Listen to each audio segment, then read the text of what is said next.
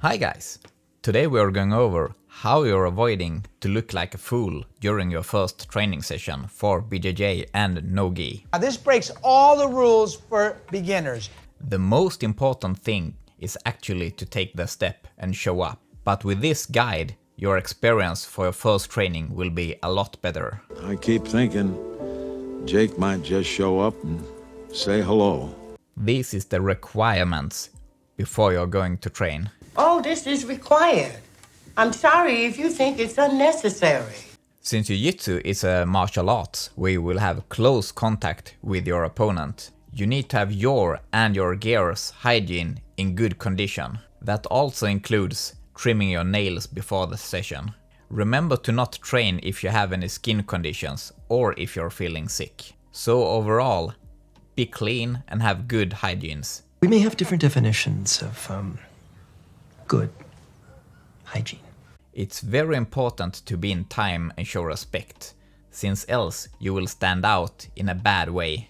The truth is I've been in a bad way for a long time. Since we are training on the mat, it's important to remove your shoes before stepping on the mat, and if you're going to leave the mat, for example filling the water bottle, remember to put your shoes back on again. It's better with no shoes. No shoes at all. You don't want to hurt yourself or your opponents, so keep your jewelry off while training. There's no cash, no jewelry, nothing? You want to train as safe as possible, so you always want to tap in time and as clear as possible. That usually means tap on the opponent if possible. Sometimes your arms might be tied up, so you have to tap either vocally, with your feet, or in any way possible, since you don't want to get injured. You can't just tap them on the shoulder anymore. This is the preferred options. It's preferred to wear a rash guard or some t-shirt that sits tight on your upper body. That's so fingers, toes and limbs don't get entangled in your t-shirt. And you can either wear shorts or spats on the lower body. The way she dresses with the tight clothes and the makeup, that ain't got nothing to do with who she is. And if it's gi training, you can either buy your own, or most dojos allow you to actually borrow one. Can I borrow that thing? You want to protect yourself, and you want to buy a cheap insurance, and that's a mouth guard and a growing cup. Those doesn't cost much, and they will protect important parts of you, trust me. No, I still gotta wear my mouth guard. You also want to have a water bottle, and remember to stay hydrated, so fill up your water bottle before the training. It's not good manners if everybody should leave and fill the water bottles during the first pause in the training, so fill it before the session. I'm gonna go get some water. You can also contact the trainer before going there and ask, what class is best for beginners? Now I'm just a wizard. A beginner level wizard. What should your goals be during your first sparring? So the most important goal is to keep you and your partner as safe as possible. Safety first, remember.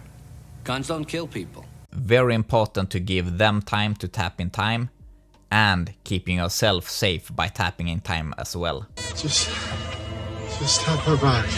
Your initial goals is usually to pass the opponent's legs. Do you know what it's like not to be able to use your legs? After you have passed the opponent's legs, you usually want to take top position. Mr. Breaker, would you explain to me how this nut could hold a top position in one of our intelligence agencies? From there you can either go for a submission, or you can transition to the back.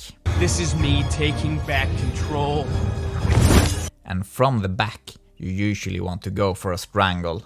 I came here to strangle you. What's the do's and don'ts for your first training?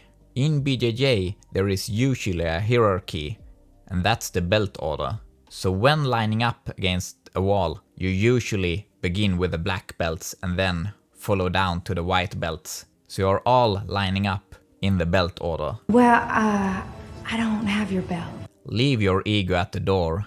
You should never get angry by getting tapped. Everybody's there to learn. Keep your emotions controlled and don't get mad. Don't get angry, please. Try to not be nervous. It's easier said than done, but most people remember the first time they stepped on the mat, and most people is very helpful and welcoming. Don't be nervous. You're fine, okay? You don't need to wait to show up. You don't need to have prior training, and you don't need to be fit. You don't need to be in shape to start training. That's not an excuse to not start training. So show up and start training today. You will get in shape there. We're getting in shape! What's the first basic rules you need to know? You are not allowed to do neck cranks. Ever heard of a neck crank? You're not allowed to kick or punch your opponent. No kicks to the face or groin, no eye jabs. You're never allowed to slam your opponent. No slamming allowed! You are not allowed to try to manipulate your opponent's finger joints, so don't try to bend them backwards, split them, or any other crazy ways. Otherwise, I will take a finger of each of you and your friends' hands for every day that passes without payment.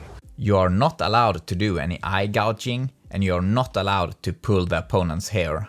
Gentlemen, remember, no biting, no eye gouging, and no hair pulling. And keep your fingers out of any openings in the opponent's body. Now everyone, careful of holes in ice. Stay away from the hole. Last but not least, try to make friends and have a good time. Who knows, Master Wayne? You start pretending to have fun, you might even have a little by accident.